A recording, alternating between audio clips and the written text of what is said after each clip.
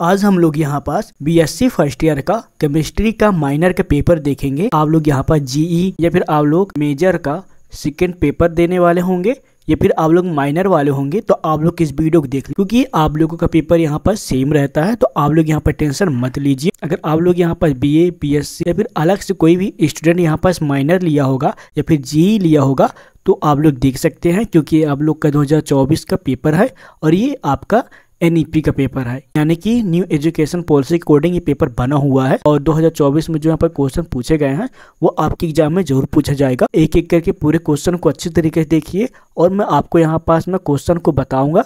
Plus आप लोग मेरे इस क्वेश्चन के बाद जो मैंने यहाँ पर मोस्ट इम्पोर्टेंट का वीडियो बनाया था, आप लोग प्लीज़ उन वीडियो को अच्छी तरीके से देख लीजिएगा क्योंकि पूरे क्वेश्चन मेरे इसी मोस्ट इम्पोर्टेंट क्वेश्चन से पूछा गया है। तो देखिए आपका जो सेकंड पेपर है उसे हम लोग एनालिटिकल केमिस्ट्री कहते हैं, जो कि आपको पता होगा। और ये आपका 3 घंटे का पेपर रहता है और आप लोगों का ये टोटल 70 नंबर का ये आपका एग्जाम होता है। और अगर आप लोग यहाँ पास 25 प्लस नंबर लेकर आ जाएंगे तो आप लोग यहाँ पास इजीली एग्जाम पास कर लेंगे। अब देखिए यहाँ पर पहले लिखा है नोट्स, तो आप लोग इसको अच्छे तरीके देख लीजिएगा।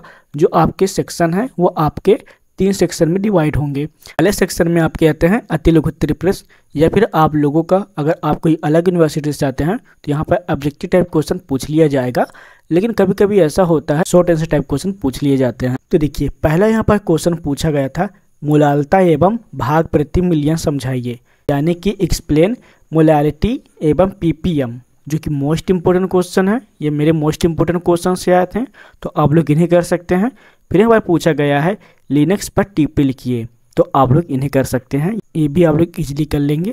फिर यहाँ पर पूछा गया है साम स्थिरांक को समझाइए, आप लोग इन्हें कर सकते हैं, जिसे हम लोग इक्विलिब्रियम कांस्टेंट कहते हैं। इसके बाद पूछा गया है क्रोमेटोग्राफी में जो आपका आरएफ से आप क्या समझते हैं, ये पूछा गया है। जो आपका क्रोमेटोग्राफी है ये बहुत ज़्यादा इंपॉर्टेंट क्वेश्चन है और ये क्वेश्चन हमेशा रिपीट होगा। आपका ये लॉन्ग में भी हो सकता है और शॉर्ट में भी हो सकता है।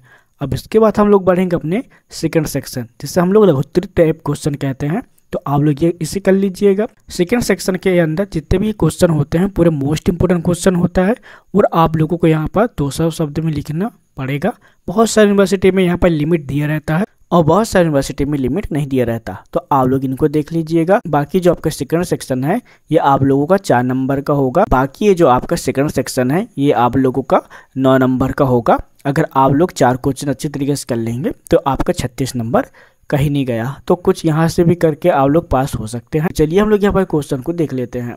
जैसे कि यहाँ पर पहला क्वेश्चन पूछा गया निम्नलिखित पर टिप्पणी लिखिए। जैसे कि यहाँ पर पूछा गया सार्थक अंक क्या है, माध्य क्या है, मानक विचलन क्या है, तो ये क्वेश्चन आपसे पूछ लिया जाएगा। एंड इसके बाद चलिए हम लोग और यहाँ पर देख लेते हैं। इसके बाद यहाँ पर पूछा गया है एमएस वर्ड पर संक्षिप्त टिप्पणी लिखिए, जो कि बहुत ज़्यादा मोस्ट इंपोर्टेंट क्वेश्चन, तो आप इन्हें कर सकते हैं। और आपको मैं बता दूं ये क्वेश्चन मैंने मोस्ट इंपोर्टेंट क्वेश्चन में दिया था और आप लोग इस क्वेश्चन को इजीली कर पाएंगे, इसलिए आप लोग इन क्वेश्चन को रीड कर लीजिएगा।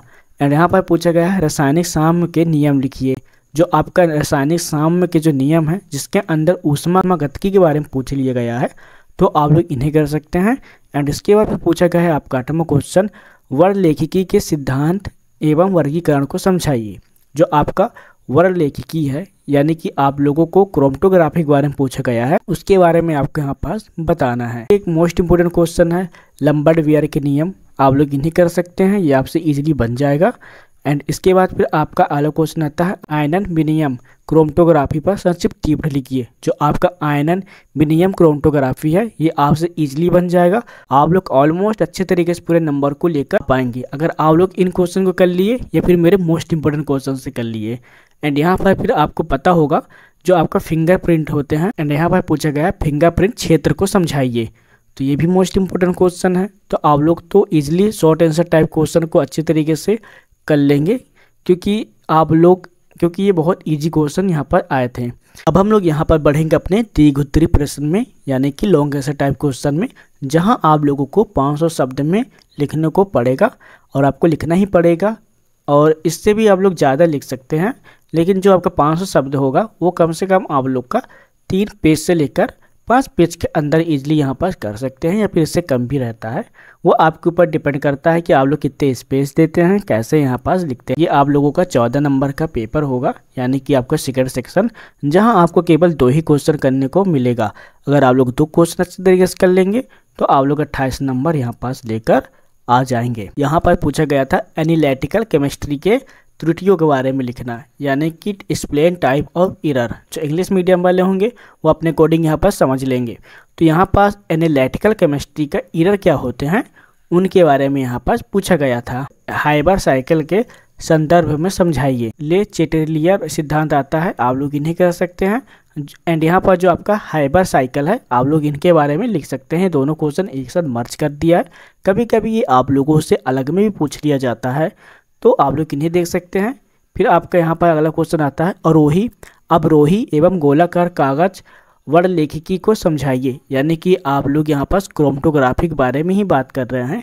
तो आप लोग इन्हें अच्छे तरीके से देख लीजिएगा, क्योंकि ऐसा आप लोग देखे होंगे कि शॉर्ट में और लॉन्ग में पूछा ही गया है। पराबैंगनी अवशोषण स्पेक्ट्रोस्कोपी में इलेक्ट्रॉनिक संक्रमण के प्रकार के बारे में बताना है। तो आप लोग इन्हें अच्छे तरीके से कर सकते हैं।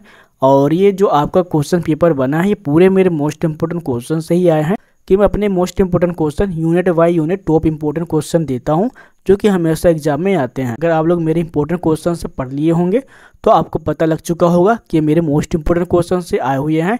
एंड जो आने वाले एग्जाम की तैयारी यहाँ पास करना चाहते हैं, अगर वो 2025 में यहाँ पर पेपर देंगे, तो आप लोग इस वीडियो को लास्ट तक देख लीजिएगा, क्योंकि आपके एग्जाम में यही पेपर बनने वाले हैं। तो चलिए मिलते हैं इसके नेक्स्ट वीडियो में। जब तक के लिए जय हिंद, बाय बाय।